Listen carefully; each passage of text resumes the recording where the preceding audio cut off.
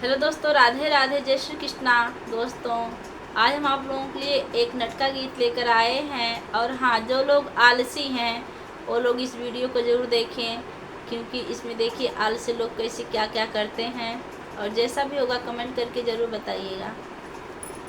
देहिया पिया के सुकुआरी करे चाहे ना खेती बारी। देहिया पिया के सुकुआरी करे चाहे ना खेती बारी।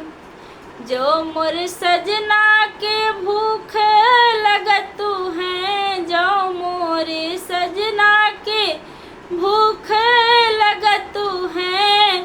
भावेली पूरी तरकारी करे चाहे ना खेती बारी। भावेली पूरी तरकारी करे चाहे ना खेती बारी।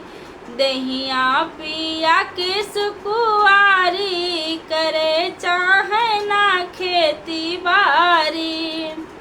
जो मोर पियवा के प्यास लगतू हैं, जो मोर पियवा के प्यास लगतू हैं। पिए के चाहे रोज ताड़ी करे चाहे ना खेती बारी। पिए के चाहे रोज ताड़ी करे चाहे ना खेती बारी।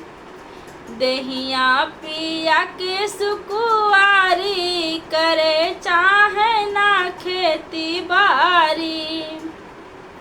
जो मोर सजना के नींद लगतू हैं, जो मोर सजना के नींद लगतू हैं। सोए से जिया फुफकारी करे चाहे ना खेती बारी। से जिया पे सोए फुफकारी करे चाहे ना खेती बारी। दहिया पिया की सुकुआरी करे चाहे ना खेती बारी।